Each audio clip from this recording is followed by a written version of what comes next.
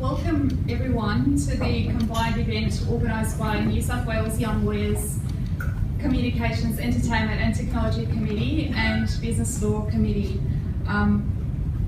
Fireside Chat on financial crime.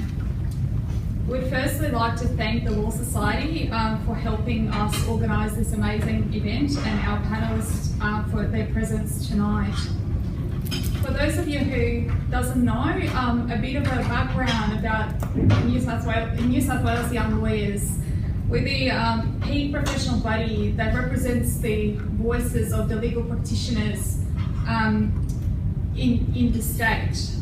The organisation has a number of different committees that you're all welcome to join. The committees normally meet every month, and you can check the dates by going onto our website. Just before we begin, I would like to also let you know that we are planning to record this session tonight with the intention of later posting it on Twitter. And if you have any issues or concerns with that, please let me know in private afterwards. So without further ado, I'd like to hand over to our wonderful host and MC, Ravi, who will now introduce our panellists. Thank you, Olga. So for those forced into slavery by criminals who infiltrate supply chains, for those who are the victims of human trafficking, or indeed for those who are the friends and family of the people who are killed in terrorist attacks and the opioids crisis, the cost of financial crime is catastrophic. Nonetheless, a lot of people tend to view financial crime as a fundamentally victimless crime, and if there is a victim, it's often the big end of town, the bank who deserves to be fined or faces hefty compliance costs and loses money through criminal abuse. Well, ladies and gentlemen, part of the reason we're here today is to show you that it is anything but, because we are all victims of financial crime, whether it is as taxpayers, in that monies meant for national treasuries are whittled away illegally to offshore jurisdictions via sophisticated corporate structures, or indeed we are victims as citizens of safe, free and well-ordered societies that are undermined by the scourges of serious and organised crime and terrorism, both of which are basically facilitated, if not underpinned, by financial crime. So for this evening, to explore these important issues, we are indeed fortunate to be joined by an exceptional panel of amazing, experienced financial crime practitioners. Michael Bacchina of Piper Alderman, Amelia Jamison of King Edward Mallesons, Stephen Demetto of Banco Chambers, and Kathy Williamson of Westpac. Thank you all for coming. Let's start with a quick intro about yourselves, what you do and how you got to work in the financial crime space. And just a bit of an intro, you have a cordless mic in front of you. When you were speaking, could you please press this button here? Thank you. Well, good evening everyone, and thank you, Ravi, for having us all, and thank you all for coming out this evening, giving up your time on such a wonderful evening where you could be enjoying the rainless skies. My name is Michael Bacchina. I'm the head of the blockchain group at Piper Alderman. So our work in the financial crime area is focused on advising clients in the cryptocurrency space of their obligations to comply with the AML-CTF Act and how they can help avoid cryptocurrencies and blockchain becoming a large area of financial crime. My name is Amelia Jamison. I am a senior associate at King Edward Mallesons in their banking finance group. I'm the financial regulatory team and focus on financial crime. I got into financial crime by accident, but I'm glad I did. I went to work in Canada for a couple of years and got a job in a bank in their financial crime group because they were going through a pretty intense period of regulatory scrutiny and needed people. So I got a job and the rest is history, and I'm really glad I did. Thank you. Steve Demetto is my name. So I'm a barrister at Banco Chambers, but I suppose more relevant to today, I only came to the bar this year I was a police officer for 20 years before that with the Australian Federal Police. In regard to financial crime, my last role was the commander of the Joint Organised Crime Group, which was mainly drug importations, but of course the flip side to that is money laundering. And before that, I set up the AFP's terrorism financing unit. So we've got a specialised unit now in the AFP looking at the financing of terrorism, but hopefully what I get to speak about tonight a little bit as well is the use of actual financial information in policing investigations. Hello, my name is Kathy Williamson and I work in the risk team at Westpac. I'm not actually in a legal role for the first time in my career, so next year I will get to the milestone of being 30 years from law school. So I'll be having a party when that happens. But I started in financial crime really with my first job at the Australian government solicitor. One of the things I did there was customs prosecutions, including a large evasion and duty case. I won't bore you with the details, but essentially it was financial crime. They were evading inland revenue or excise duty. And so that was my first experience in financial crime. Then I worked for AUSTRAC for 10 years. I've had a few other jobs in between, and children and all of that sort of thing. So I worked at AUSTRAC in the legal team. AUSTRAC is the financial intelligence unit for Australia. And I guess, like Amelia, I could sort of say that's where I became seriously interested in financial crime. And I'm at Westpac now. For about a year. Cool. Well, look, we're indeed lucky to have you here with us. Just as a heads up, the way we're going to run this is a town hall format. So we have Olga with a roving microphone who will be throwing it around the place should you guys and gals have any questions for us. So feel free to drop any questions you like as we come along this evening. And also with regards to structure, Amelia, Kathy and Stephen will be focusing on the present state of play with regards to financial crime and regulation, while Michael will be focusing on what the future holds with regards to those two things, particularly with reference to cryptocurrencies and blockchain technology. So how do you define financial crime? Amelia, let's start with you. So obviously a part of financial crime, as we know it, is the offences that generate dirty cash, like the predicate offences, as we call them. Could you please go through some of them for us? Sure.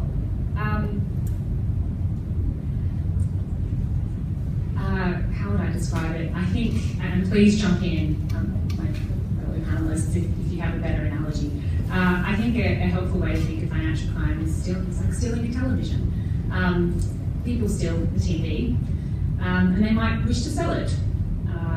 That first act of stealing television is, of course, its own crime, stealing. When they sell it, that's also a crime. They're dealing in the proceeds of crime, the TV being the proceeds. With that cash that they then have, they might wish to deposit that into a bank account or in some other way put that into the legitimate financial system. That's also a criminal offence. Again, dealing in the proceeds of crime or money laundering. So when you think of it like that, there are many criminal offences that are predicate offences or offences that produce the proceeds that may be wanted.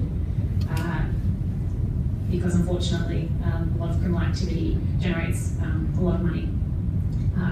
But then there are the other financial crimes that are dealing in that. And as we will get on to shortly, like you see, the interesting point you made, Amelia, is that the fact that we have so many different offences that generate dirty cash, that again just tells you the importance of fighting financial crime, because there's so many different ways it can start. It can start from, as Amelia said, stealing a television, or it could be hacking into someone's bank account and stealing their bank account details, or possibly if you're a criminal, you might make more money by hacking someone's health insurance account and selling their details on, say, the dark web, because we all know that medical details are more valuable to criminals than financial information. So that's indeed one part of what financial crime is, the offences that generate dirty money, the predicate offences. Now, the other part of financial crime are, as Amelia alluded to, the offences that occur in conjunction with or after the predicate offences. And Amelia touched on this when she mentioned money laundering.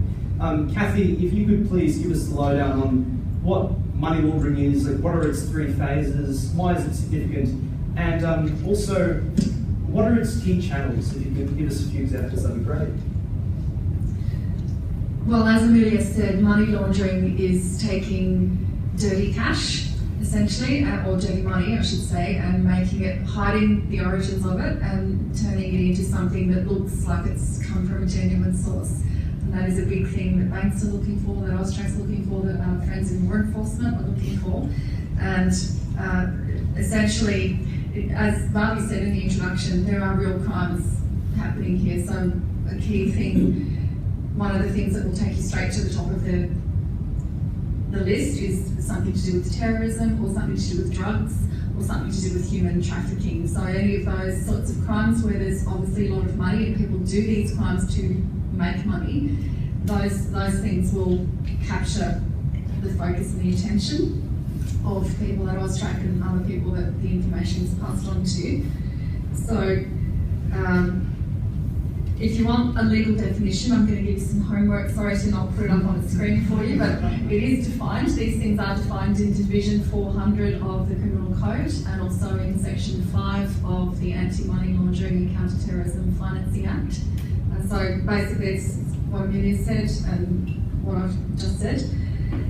But essentially the 3 stages of money laundering are placement, layering and integration. So placement is, for example, someone is dealing in drugs and they've sold all their drugs and they've then got a bag of cash. This is proceeds of crime. They want to start making it look like it's not proceeds of crime. The first thing they will do is potentially deposit it into a bank account. And that might be happening through all sorts of means. So they might do what they call cuckoo smurfing, which is where they take students who are genuine clean skins, we're referred to as clean skins, so people without a criminal record, people who look like they're a genuine customer. They'll give small amounts of money to each of those customers and they'll say, go and deposit into this account. They'll go to 15 different branches of 15 different banks, or 25 or however. They might do it in different cities. People have flown on planes with bags of cash, or they've driven from one city to another with bags of cash. And then you'll have lots of small amounts being deposited under the threshold.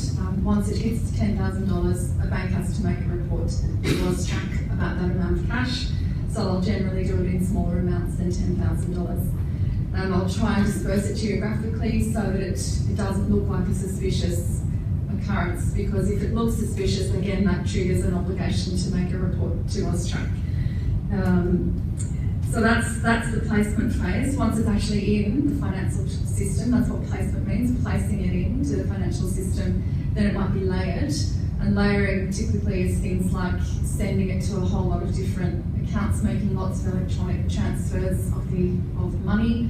Could be overseas, could be coming backwards and forwards in and out of the country, could be, just sending it around. It's basically hiding, again, it's making it look like a genuine thing is happening, but it's just actually moving the money around to try and disguise where it's come from. And then integration might be the next phase of money laundering is integration. So you'll take that money that's been generated from proceeds of crime, drugs or whatever, and you'll buy something with it, an asset like real estate, and so it looks like, or a business or something on those lines. So just on that, Kathy, like we all know if you talk to someone who has worked in law enforcement, especially during the good old days of Pablo Escobar and family, that apparently there was so much drug cash flowing through Miami in I think it was the 80s and 90s, that apparently the housing market had inflated quite a fair bit, because that was how they were integrating, as you say, their criminal money just by buying houses. Well, they'll buy lots of fancy cars, buy planes, buy all sorts of toys. Yeah. And that's a nice trigger for law enforcement. Law enforcement likes to see those toys, likes to seize them, take photos of them, and put them on the front page of the newspaper. I think my favourite example of placement has to be when apparently Pablo Escobar, again if I can turn to him, that he had lost roughly $20 million in cash one afternoon because it was just left rotting in his vaults, like in his den or whatever, because he just couldn't get it placed into a bank. So that's an example where thankfully the laundering process has not commenced properly. Cool. Another example, just very quickly, Yeah, that sure. there's a Netflix documentary called Dirty Money. If you haven't seen it, it's worth a look. But the amounts of cash involved in the Mexican drug cartels that were laundered through HSBC were astounding. And when the police actually finally closed one part of it down, or closed down the Mexican Avenue, the amounts of money were astounding, like 100 million. I may have got them, but it was huge. Yes. Huge. Is it 100 million? It was enormous amounts of cash in that one person's house. Apparently it was with HSBC, it was, I think we'll probably get onto this later on in the evening, but I'll just flag it that the HSBC fine in the US were fined $1.9 billion US. And apparently their compliance failures were so serious that the bank tellers were in on the job, such that they had told the Smurfers to package their cash in specifically designed pallets so they could more efficiently squeeze through the gap in the teller window so they could commence the placement phase more efficiently. Well, thank you for that, Kathy. That's great. Stephen, could you please do the same with regards to terrorism financing, in particular flagging, why is it different to money laundering? So I suppose the simplest way to think about it, for me anyway, and hopefully it helps you, is I see money laundering as a circular thing. So you're placing the money in the system, you're laying it and integrating it to come back to you. So it's circular. So from a law enforcement perspective, you want to find where the money came from, because that's where the criminality is, that's where the drug import happened, that's where the stealing of the TV happened. So you're sort of money laundering, you're looking, where did the money come from? Terrorism financing is more linear, and just using the definition that FATF use and the World Bank uses, it's about raising money, it's about moving money, and then it's about using money. And so when I say linear, whoever raises it is not expecting the money to come back to them. They're expecting the money to be used, whether to buy explosives, whether to buy a weapon at the other end. And so it's a lot more linear. So if you think of it in that respect, from a law enforcement perspective or from a compliance perspective, it's actually important to know where the money's gone, because you want to know, where's this money going to be used? And so that's probably the main difference between the two. The other big difference is that the amounts are normally a lot smaller. So the whole point of money laundering is you want to keep your proceeds. So you want to make as much money as you can. And we've talked some big figures, 100 million and all this sort of stuff. We don't need that sort of money to do an explosive in the middle of town hall. There's plenty of examples where, $5,000 will do the trick. And so you're talking about a lot lower amount of money. So of course this makes it a lot harder when we're talking about detecting, about compliance, about knowing your customer, and the importance of all that, because the amounts are a lot lower. So in regards to the difference is one's at the end rather than at the beginning. The purpose of the money is different. And I suppose the other big difference is with money laundering, the money's come from illegal activity. With terrorism financing, that's not always the case. There's a lot of examples it comes from legitimate activity. Even things like people's own salaries and welfare benefits, they've used that and they've saved that over time to then finally use that for a terrorism act. And we've certainly seen that in the last few years in Australia with the growth of homegrown terrorism. And so rather than funding a terrorist organisation, which is terrorism financing, but funding a terrorist act, especially a home one, does not need a lot of money. And I remember you gave a talk, I think it was in August or September, where you talked about the first World Trade Center terrorist attack, where there was a guy who who basically packed a pickup truck full of explosives, took it into the basement, and when he was nabbed, because thankfully the attack didn't manifest the way it was intended, he said that I would have basically put in more explosives if I had the money. So yeah, so that's a good example where money does matter. I mean, yes, it doesn't need a lot for a terrorism attack, but they do need some money. And so money does matter. And that's Ramzi Youssef, who was 1993 World Trade Center. He's trying to drive a truck underneath the World Trade Center. He said, I would have build a bigger bomb if you had more money. And there's other examples as well where people have been caught trying to get more money so they can do a terrorism attack. And so it's good that you reminded us, Ravi, that's a good example where this area is important. It can make a difference in stopping these terrorist attacks. An interesting issue that's cropped up in the academic literature in recent years is this apparent nexus between organised crime and terrorism. And for instance, your Latin American cartel is quite happy to share its methods of hiding money with, say, a Middle Eastern terrorist group. Do you think that this nexus is quite strong at the moment, or what effect will that have on how we take the fight to criminals and terrorists? I suppose if you look at the definition of terrorism finance, I sort of alluded to it before, there's a distinction between money for a terrorist attack or money for a terrorist organisation. And so using the biggest example in the last 5 years would be the Islamic State. There's no doubt they were involved in organised crime as well. The IRA were involved in organised crime when they were at their peak.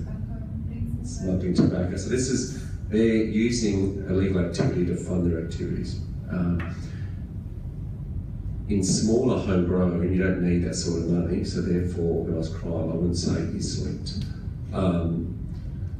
But yes, especially in some of the bigger examples where Australians are trying to get money to terrorist organisations overseas, the larger ones, then some of the money laundering typologies, way people try to place layer have been used to get that money to the terrorist organisations. And it's funny that you mentioned the fact that even if it's not organised crime, there is still a nexus even at a lower level of terrorism that I believe the guy who committed the atrocity at the Jewish bakery in Paris, I think it was last year or the year before, apparently the reason the French stopped looking at him from a surveillance point of view was because he was importing fake shoes from China and using the money to buy guns and explosives. But because they were fake shoes from China, they were thinking, oh, he's not a guy we should look at. So that's indeed something that can complicate what law enforcement does. Well, from a law enforcement perspective, we don't care how we stop them. It's about disruption. And there's no doubt we see low-level criminality amongst all these terrorism groups. Even, I suppose, the most famous in Australia from 10 years ago, Ben Breaker and the group in Melbourne that were going to target the AFL Grand Final, they were doing car rebirthing. Now, if you arrest them for that, well, that's good. It stops them what they're doing and takes their mind off the attack they were planning. But you mentioned the Charlie Hebdo attack, what you mentioned there, but also the Madrid attack on the train there, they were selling marijuana. So there's a lot of criminality that's certainly linked. Whether that's organised crime, though, I suppose it's a matter of scale. Yeah. Michael, anything you would like to add? Well, from the perspective of, I suppose, defining financial crime, who has Netflix? Can I have a show of hands? Well, excellent. So has anyone watched Breaking Bad or Ozarks? Excellent. Well, as you all recall, Walter White, in an effort to provide for his family, engaged in some less than respectable activities. So he only really fits the first of your placement layering and integration. Maybe perhaps two of them, but remember how he bought his car wash. So he looked to place his ill-gotten gains through his car wash safe and disguise them as proceeds. And his only integration was buying was a Mustang. But he didn't really engage in layering, but I think those are two little shows that your homework is to go watch, so you can legitimately say you have a reason to watch them, give you at least a bit of an idea about, in the American context, what some money laundering might look like. So not quite so dry and a little more exciting. And if we can, steer the ship towards, away from, terrorism and drugs, but if you just look at when this stuff reaches a massive scale, I think we've all heard, show of hands here, how many of you have heard about the 1MDB scandal? So you have seen how much money was at play there, that it was literally a guy from Goldman Sachs and complicit members of the fund and the Malaysian government and I believe the Emirati government just working together to fund a lot of money that was supposedly meant for the people in Malaysia, and that is money laundering. So that was detected by a very simple human check. There was a typo in the amount of money in an international funds transfer that was going through. I think they missed a zero, or they added in too many zeros, and a human being picked it up as it was going through and thought, this doesn't look right, and that's when it all sort of unraveled. It's somewhere in Bangladesh.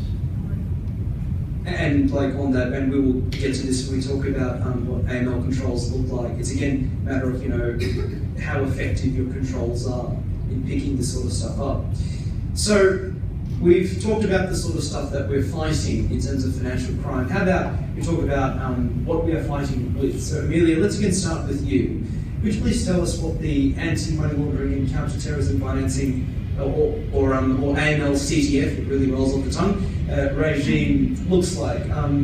Let's start with the FATF, as Steve mentioned, the Financial Action Task Force recommendations, and also how they apply the risk-based approach so that we can fight financial crime. Sure. So FATF, the Financial Action Task Force, is the most powerful international organisation you've never heard of. It was started in 1989 as an adjunct to the OECD in Paris in response to Pablo Escobar. I think that's the third mention you got today. And the war on drugs in the 80s, trying to look at how at a global level more could be done to deal with the massive flow of drugs by dealing with the massive flow of subsequent drug monies. And so the FATF, which still exists today,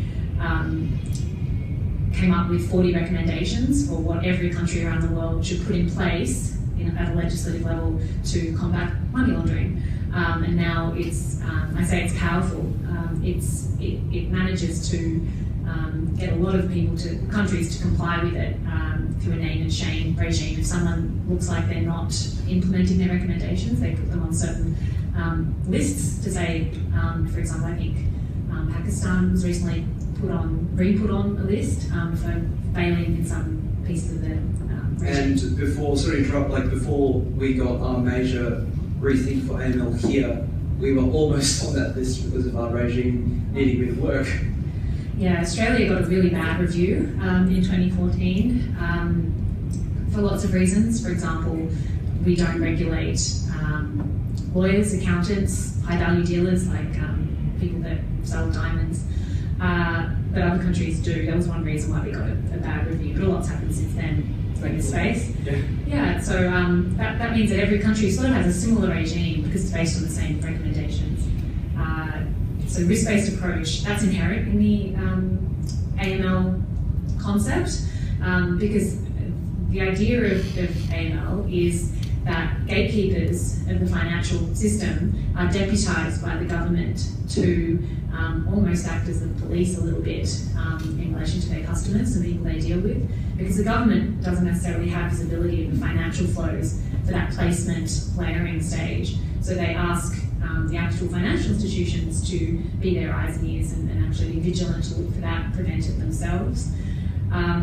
That's obviously very hard and super costly. So the concession there is the risk-based approach, which is you as an organisation must assess the risk across your business that you might facilitate money laundering or terrorism financing. And you have to identify where your areas of highest risk are and deploy more resources to those areas of higher risk. You can deploy less resources to the low risk areas, and that's okay, but it all has to be based on that risk-based approach. And obviously within, the FATF recommendations and the risk-based approach, we have a number of core obligations of reporting entities or regulated entities. Amelia, can you tell us what those core obligations are?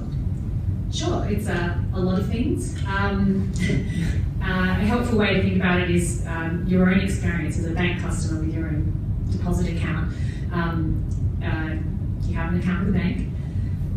The bank has obligations at lots of different stages throughout your banking relationship. So before you get that account, they have to do KYC on you, know your customer checks, to make sure you are who you say you are. Once you're onboarded, actually even before you're onboarded as a customer, they have an obligation to monitor you to see if you're doing anything suspicious. Looks like you might be up to criminal activity, because they have to then report it to AUSTRAC. They also can't just onboard you and then never look at you again. There's an obligation to check in, maybe if something changes in your circumstances, or maybe every 5 years, they might just check your ID documents again to see how they've changed. They have to report cash transactions of over $10,000, and they have to report all transactions that you send overseas. What are some other important ones that we're missing? Reporting, KYC. Risk assessment of the different channels, record keeping.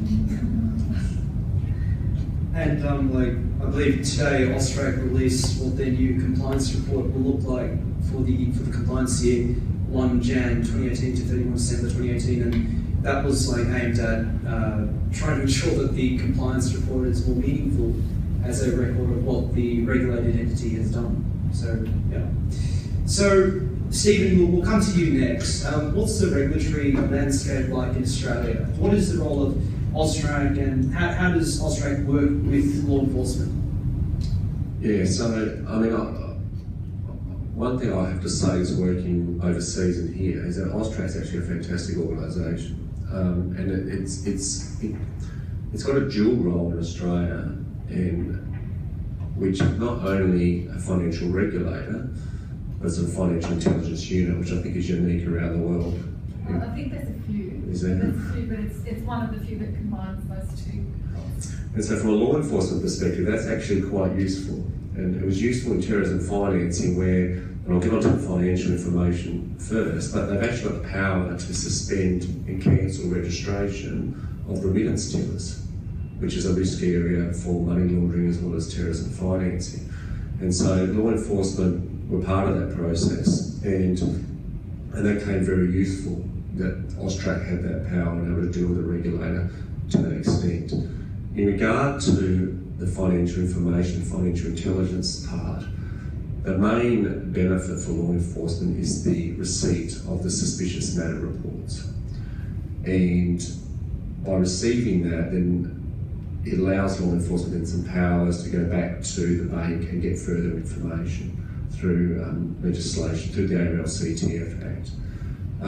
So law enforcement spend a lot of time, or try to, speaking to the banks about typology, speaking to the banks, and I know Austrac do the same, so that we can inform and educate the teller at the front or whoever about what to look for, so that they do put in these suspicious matter reports. Because there's numerous examples where that has led to a successful investigation subsequent to that. Because as we've discussed from the start, especially when we're talking about money laundering, you're not going to deal with these crimes, a lot of the crime, unless you make some money.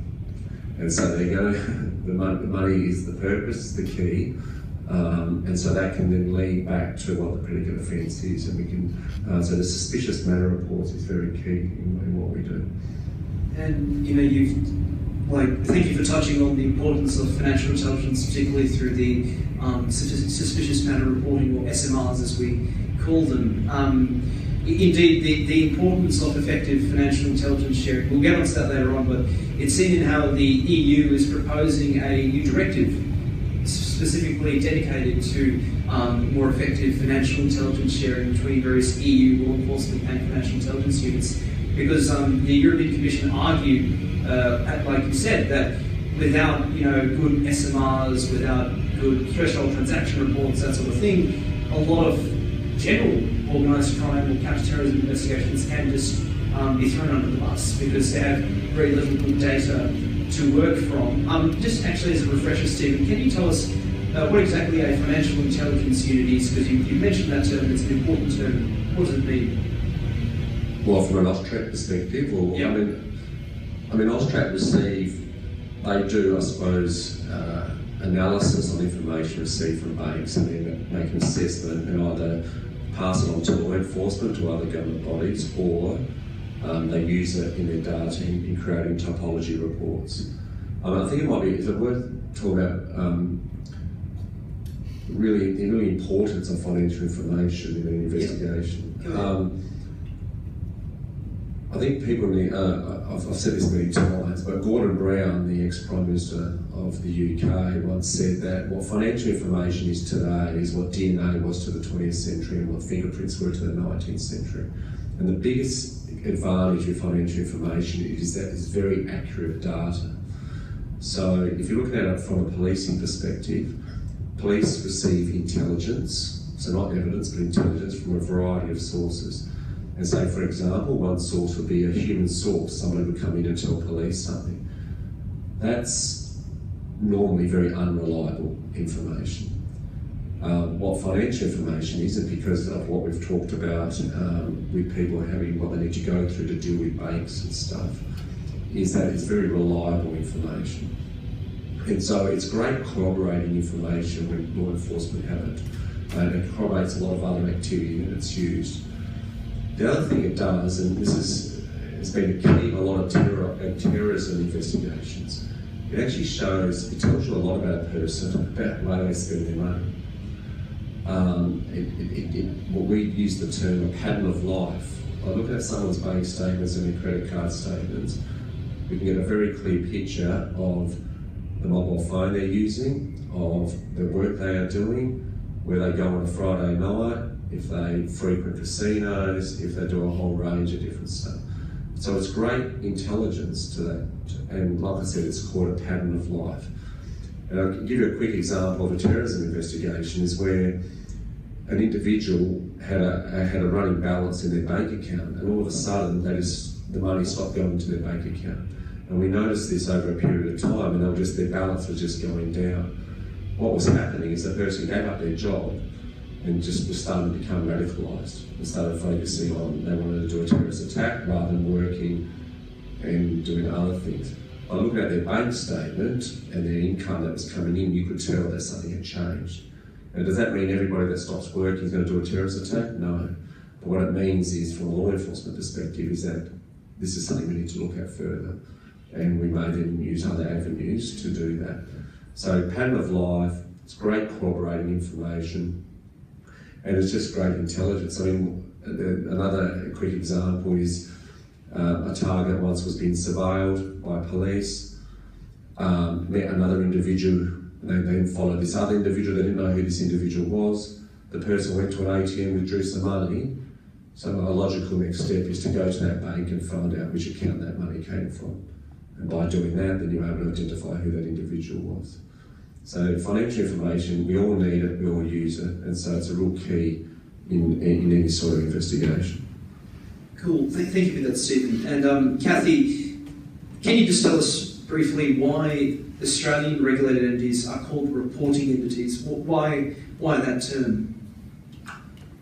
Well, it does go back to the FATF. The recommendations talk about reporting entities or something similar to that, and so we've adopted that in our legislation. The Anti-Money Laundering, Counter-Terrorism Financing Act talks about reporting entities, and they are exactly that. They're entities, financial institutions, gambling entities, bullion entities. There's three different categories. We've mostly been talking about the banks and financial institutions, but there are also gambling and bullion entities who have these obligations, and they make reports to the Financial Intelligence Unit.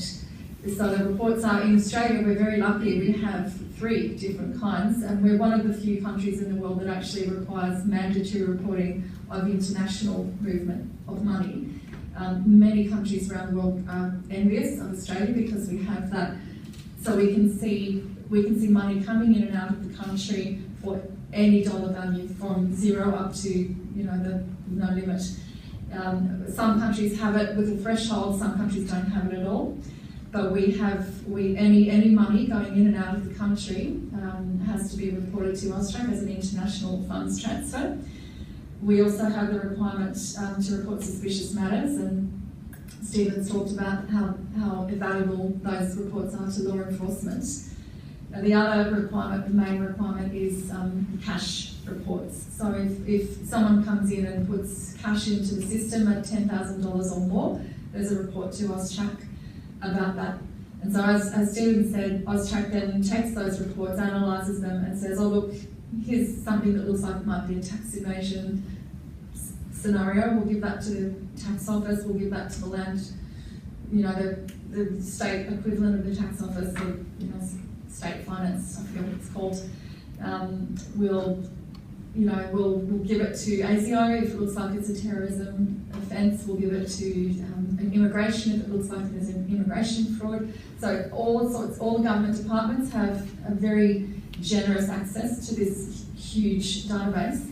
Just as an example, Westpac, I'm told, I think it was, I don't know for certain, and I may have the number wrong, but it's a huge number of international funds transfers every day, might be in the thousands. So there's thousands of reports just going from one bank about international movements to Austrac. Other non-banking institutions, people like PayPal or remitters, as Stephen was talking about. So you can send money across the globe through the banks or through the non-banking system, remitters. And those entities also report to Austrac. So Austrac has a huge amount of data and basically can do a lot of analysis of that. Customer identification is essentially there to make sure that those reports that come to Austrac have accurate details about the person whose money is being moved. Cool. I would like to briefly now discuss enforcement of this regime. Amelia, wouldn't you agree that a lot of trust is placed by Parliament in reporting entities to basically manage their financial crime risk? But given how high the stakes are, is this level of trust a bit unique to the AML-CTF regime versus, say, the Corporations Act and financial advice, say? Yes, it's a bit of an odd regulatory regime in that respect. I mentioned before this idea that AML is risk-based everywhere. What that requires is for you to be able to say, I'm going to ignore, effectively let that area of my institution go lightly monitored because it's low risk. To have that concession, you really have to have a really good risk assessment in the first place. And that's quite hard to do.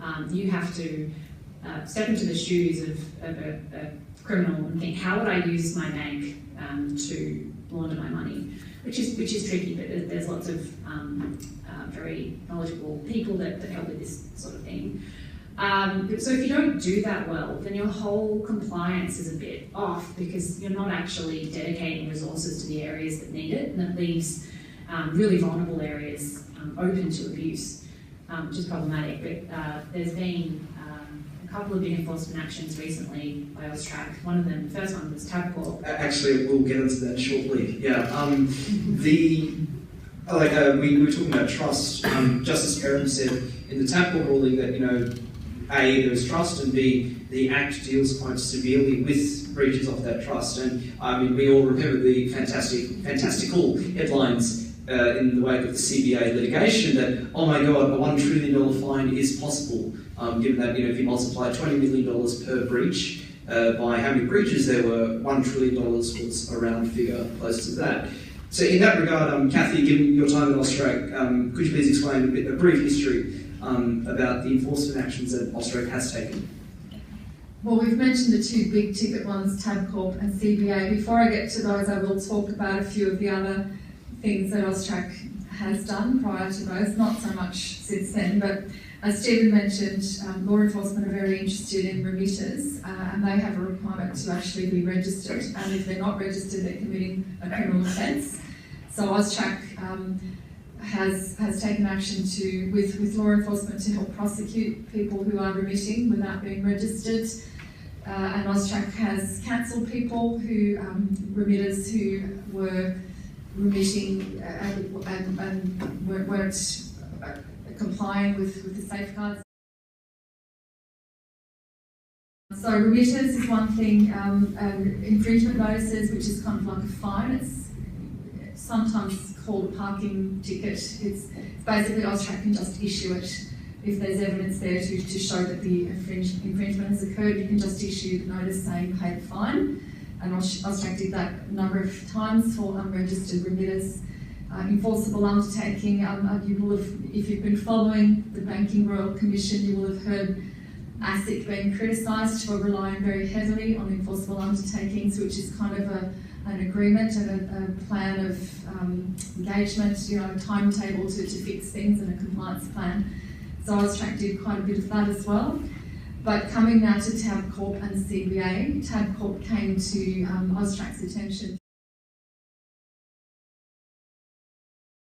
You know, if you go into an online gambling and you set up a fake account and then you bet on a horse race, but you bet on every single, you know, win, lose, draw, you know, you just hedge your bets essentially, so you can't really lose any money because you're going to have bet to win, you'll win money whatever event occurs. Essentially, Tabcorp was aware of this and they had reported suspicions to the New South Wales Police, to the Gaming and Racing Authority. They'd reported suspicions to everyone except Austrac.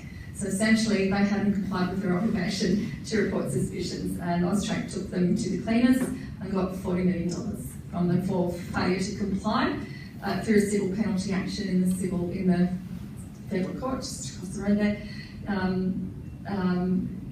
Basically extracted a large fine. The Commonwealth Bank matter was, you've probably read, if you haven't read the APRA report into the Commonwealth Bank, it's worth a read. The culture of the Commonwealth Bank was investigated by APRA following Austrac's prosecution for basically allowing these what they call intelligent deposit machines to just essentially take unlimited amounts of cash.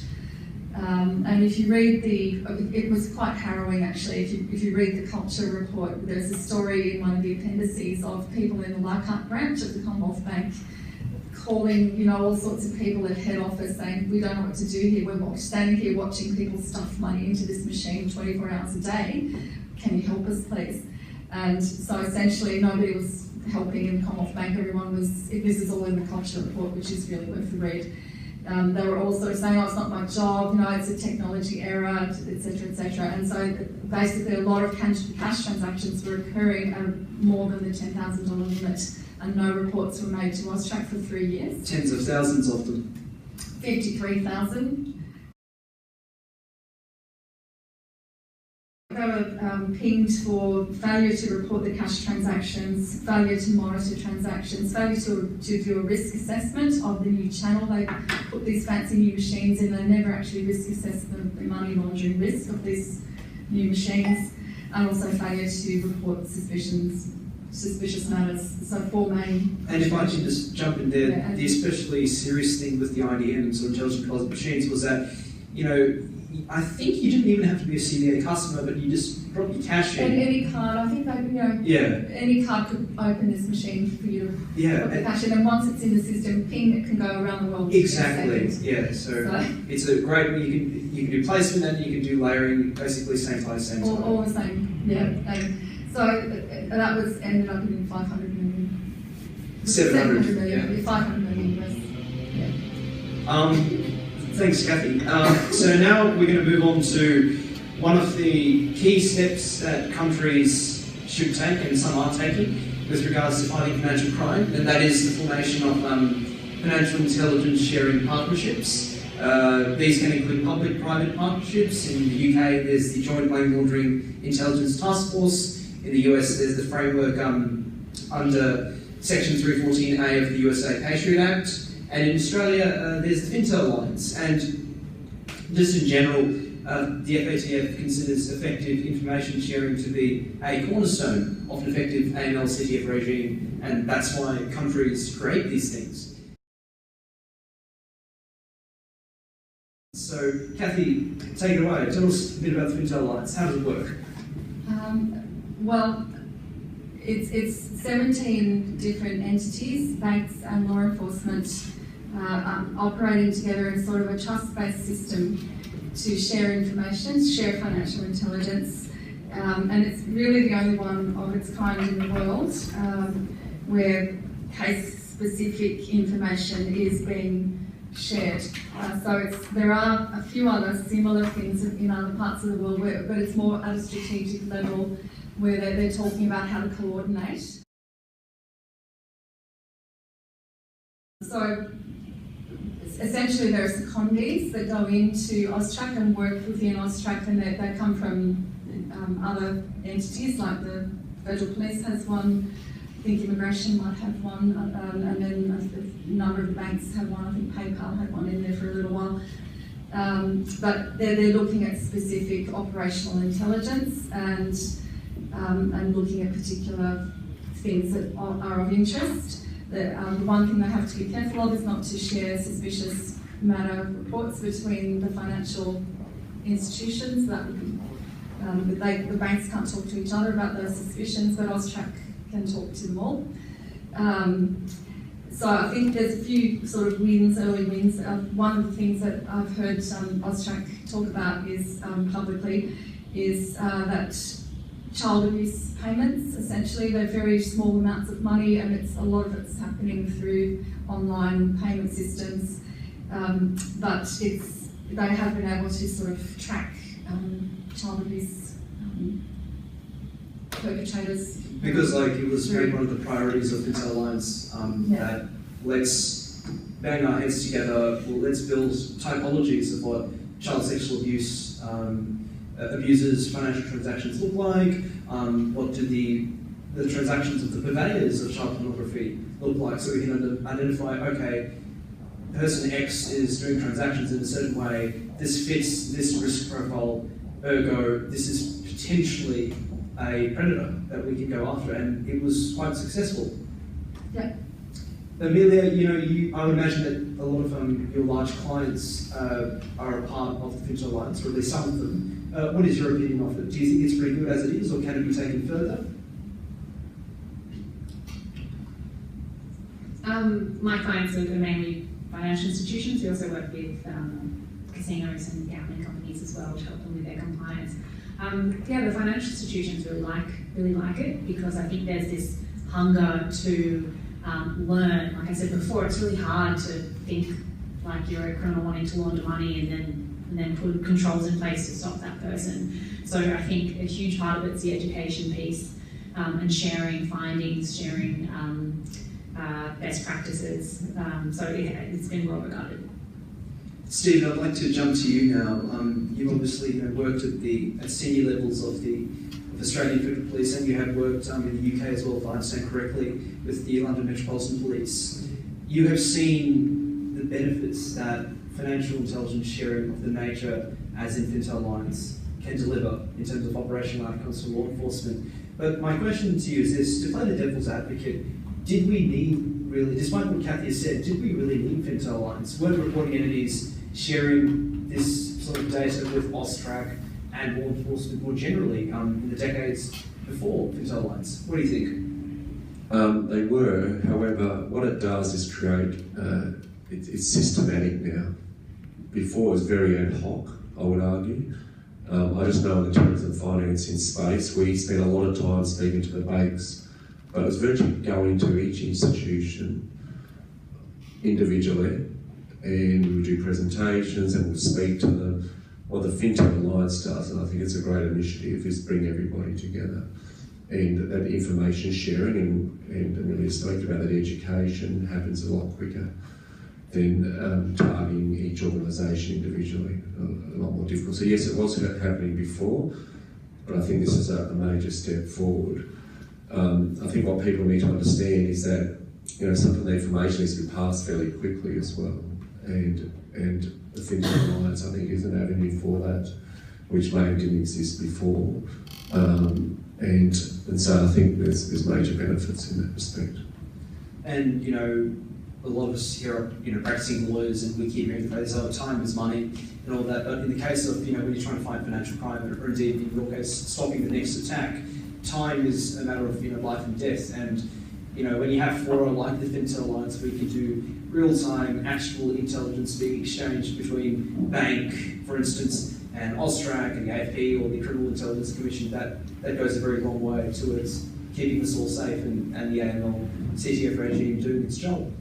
So, Michael, I know you've been sitting here very quietly for the past 15 minutes, and thank you for putting up with us like that. So, I would like to move on now to what the future holds for financial crime. We've been talking about what the here and now is, what are the key issues at the moment, and what the regulation is. But I'd like to start with you, Michael. When I say the words future of financial crime, what do you see?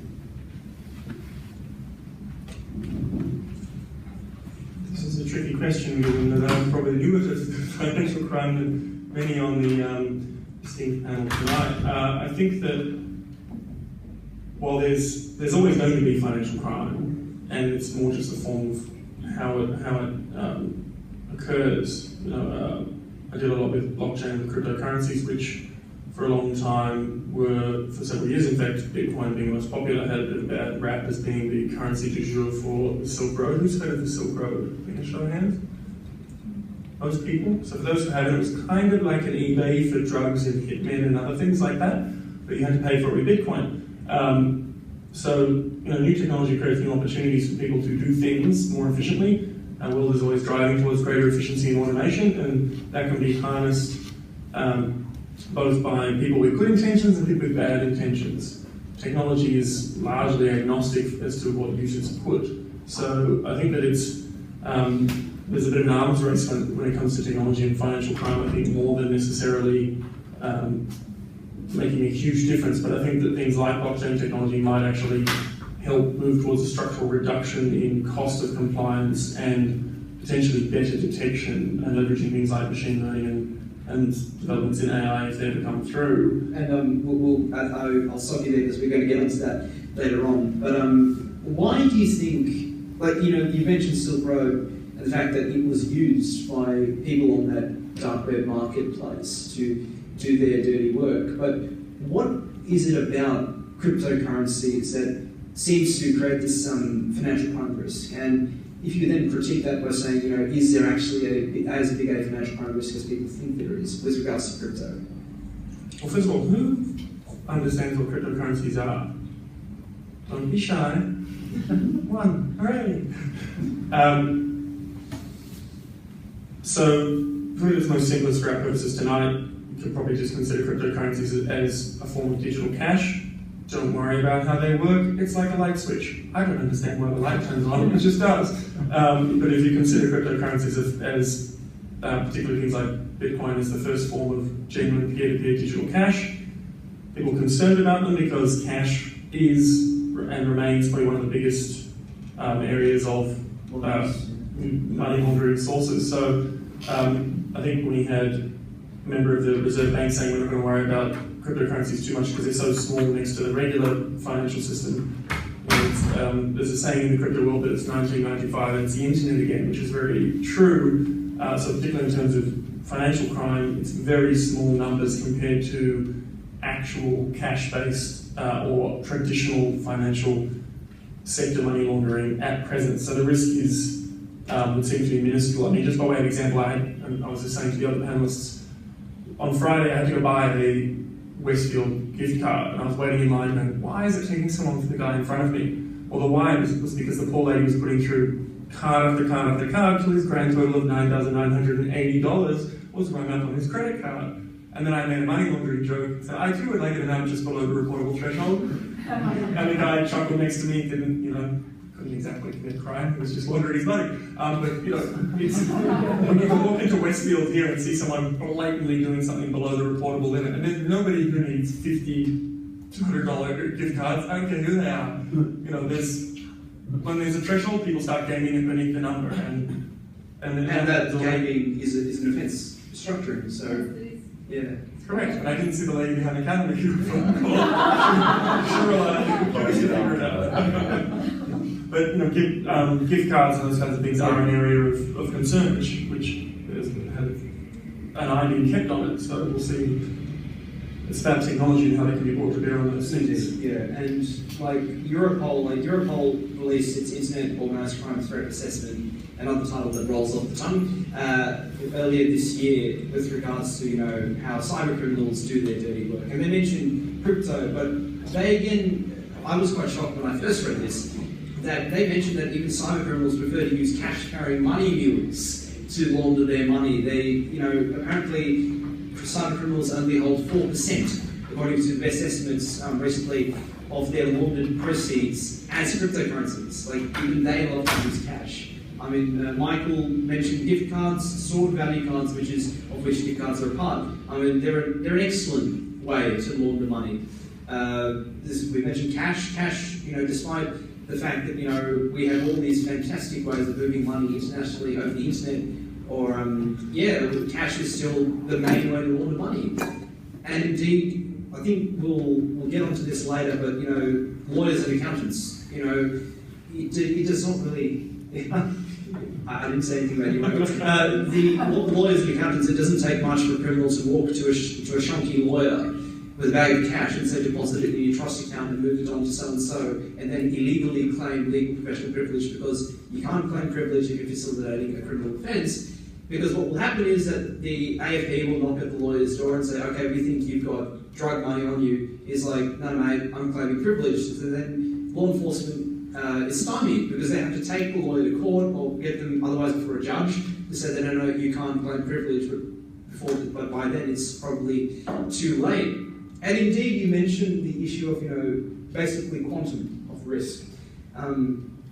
The way I argue it is, in 2011, the United Nations Office on Drugs and Crime put out this, I call it landmark report, on where they tried to basically cobble together a lot of estimates from, say, the IMF and various national governments on how much it was just organised crime, transnational organised crime, and drugs. How much dirty money was washing around the world just from those two categories of offences. And they said that, okay, we think it's roughly $1.5 trillion. And this was a 2011 estimate. And obviously we know that, you know, we had the 10th anniversary of Bitcoin only a few days ago. So Bitcoin was founded in 2008, if you can say founded. So compare that, 2008, the first cryptocurrency was launched. Now the market cap of all crypto is roughly 210 billion. So that's roughly 1/7 of all the money washing around just from those two categories of offences. So again, it's a matter of just apples and oranges in terms of the size of risk. So I'd like to now move on to the future of, before then, we've talked about FATF a lot and its recommendations, and Amelia, recently FATF amended its recommendations to capture cryptocurrency ecosystems. Well, they now call them virtual assets, and they call for the regulation of certain categories of virtual asset service providers, such as crypto exchanges, wallets, payment processors, and the like. Now, do you think they're a bit too late in amending their recommendations, their core document, or is it another example of their admirable proactivity? I think FATF is pretty fast for a global institution getting things out. I think it's okay. Australia was faster. We changed our laws this year to regulate digital currency exchanges. FATF came out to say it goes further than Australia's legislation. So FATF came out and said we think it's a good idea to regulate a number of players in the digital currency space, not just the actual exchanges.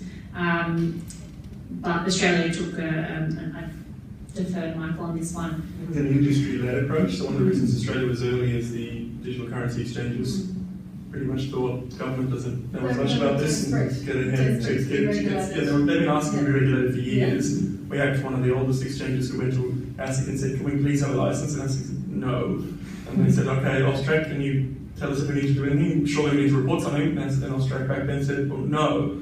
And we still have, even under our regulations at the moment, crypto is excluded. And I think FATF is looking to say, well, no, you probably need to do that because crypto is... They've recommended that. Yes, yeah. Whereas Austrac came along to an industry night for cryptocurrency businesses and said, and put up a big picture of money and an arrow to Bitcoin, big tick, picture of Bitcoin to Bitcoin, big cross. Do not come to us if you're doing crypto to crypto. We can't touch it. It's out of our jurisdiction. We'll leave it alone. And a lot of people walked out saying, they're nuts. This is a gap.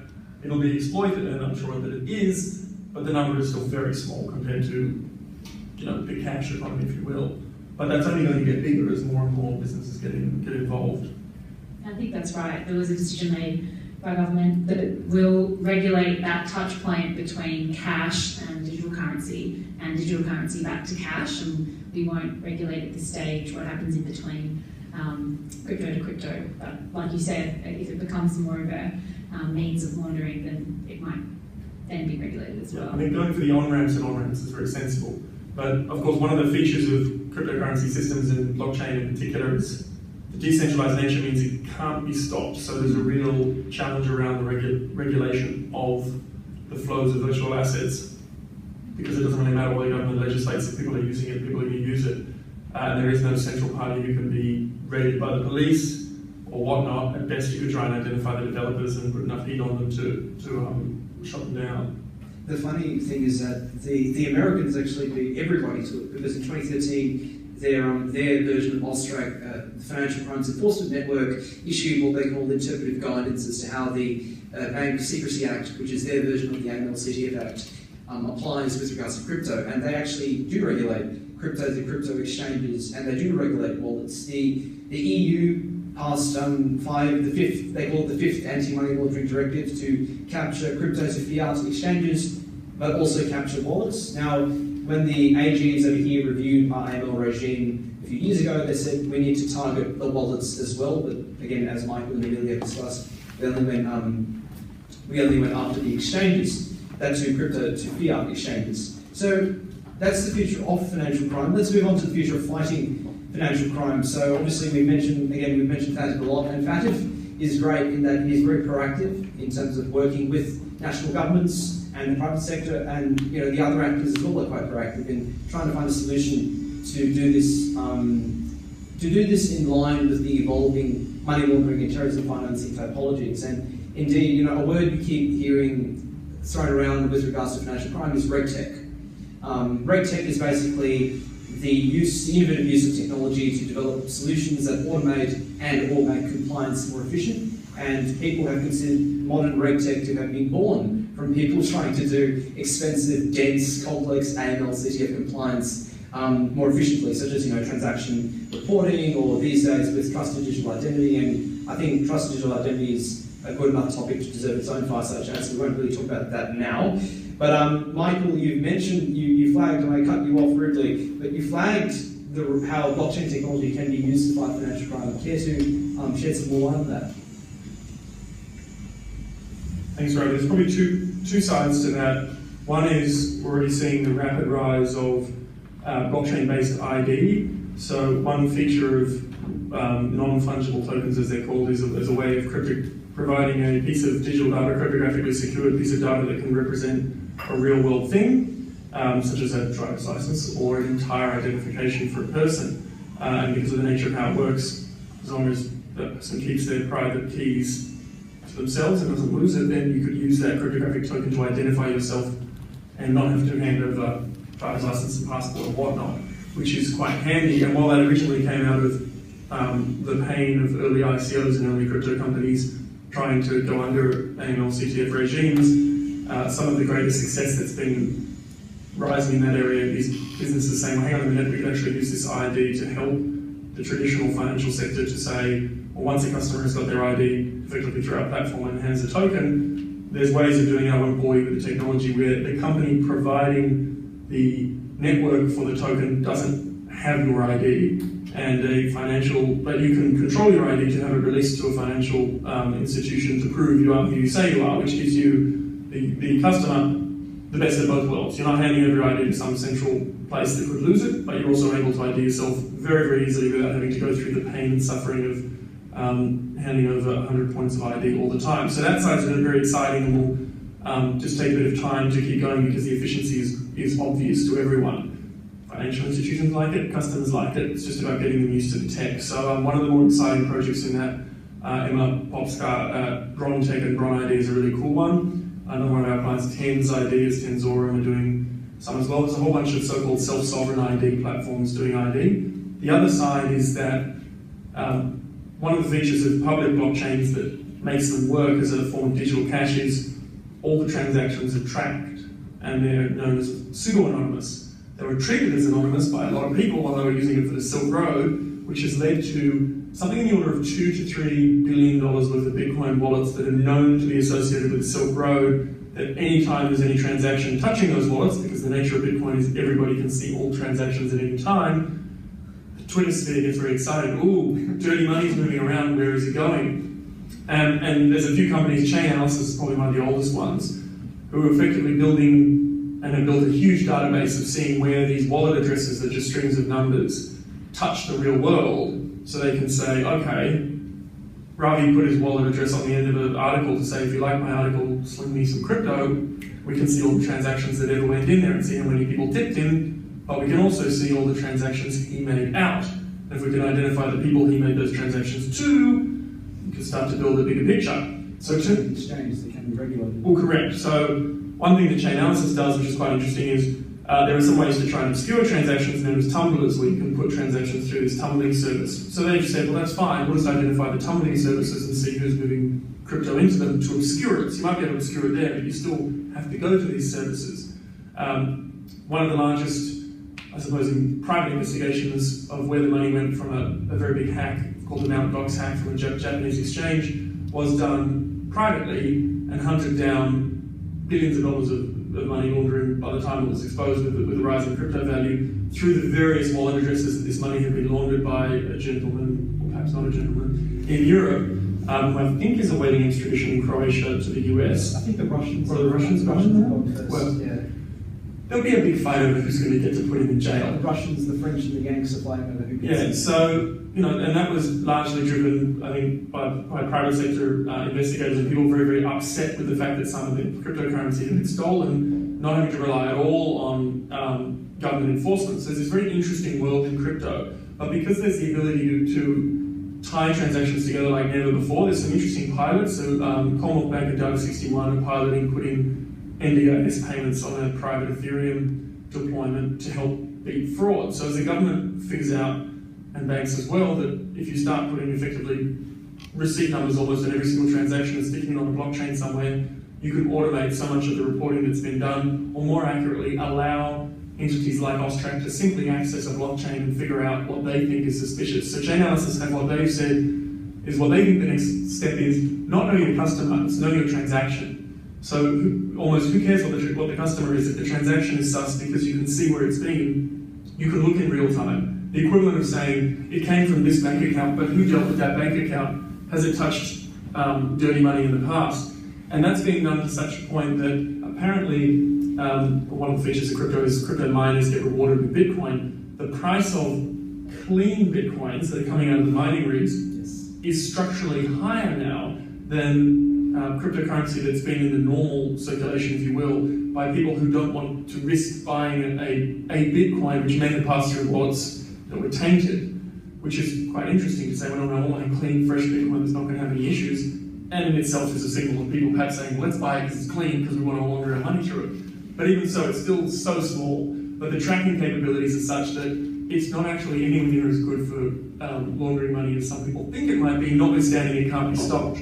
The evidence is there forever. So the AFP can come back later, or anyone who wants to, and analyse things. And over time, I think more and more wallets will be doxed, that is, they'll be ID'd to real people, which is not great for privacy, but from the perspective of figuring out who's dealing with proceeds of crime, then that will be useful. And one of the interesting comments out of the Chainalysis CEO, I listened to an interview with him on the Unchained podcast, was he said, it's amazing how many criminals just don't go to that extra cost of trying to obscure things. It's the old way of when you hear about a crime, oh my gosh, they could have done it so much better. Obvious mistakes have been made, but people just take shortcuts. And a lot of the time it's, as you heard, a silly extra zero uncovers some huge amount of money laundering. And that's what happens in the crypto world as well, where people have been just silly, or they've revealed their name. And in fact, that gentleman who is being fought over in effect by so many governments, his idea was ultimately unpacked because he used his real name on one forum where the username was the same as the username on another forum, which then was eventually linked into a wallet address, and he used similar wallet addresses for laundering all these different hacks which had gone on. So he was tainted with being like the man to launder the money in crypto over a few years. So he's in a lot of trouble. And that evidence is, for all intents and purposes, immutable and can't be tampered with. And now we have legislative changes to say, well, if it's on a blockchain, the court can accept it as truth, which is great. Also great for financial crime enforcement, because it's going to be very hard for people to say, well, that wasn't me, when they say, but you posted that wallet address in connection with something or other, or you gave it to someone else to send you cryptocurrency. So, And indeed, like you mentioned the fact that you see a crime happening, like you see a launderer really stuff up, and you think, well, hey, that's very good because we can nab them. But you also realise that really they could have done better, because I remember reading a paper about Zcash and Monero are touted as the future of laundering through crypto, because they're privacy coins or anonymous coins, because they use this fancy cryptography to hide details, find addresses, yada yada yada. But the funniest thing is that apparently less than 15% of Zcash transactions, or I think it was users, but a fairly sizable portion of them nonetheless, don't use the main privacy-enhancing feature of Zcash, which is a so-called shielded pool of units that assist the transaction obfuscation. So as Michael said, that with regards to Bitcoin, criminals tend to drop the ball when it comes to operational secrecy. So it is quite funny that even users of privacy coins are not immune from that. And to continue with Zcash, the funny thing is that if one person does not do their privacy properly in terms of using the shielded pool, it can have a cascade effect in that all the people who transact with that guy or gal, and then the people who transact with those people, it has a knock-on effect in that their privacy is breached. So it's great for law enforcement, because you have this waterfall of decreasing privacy with every layer of interaction.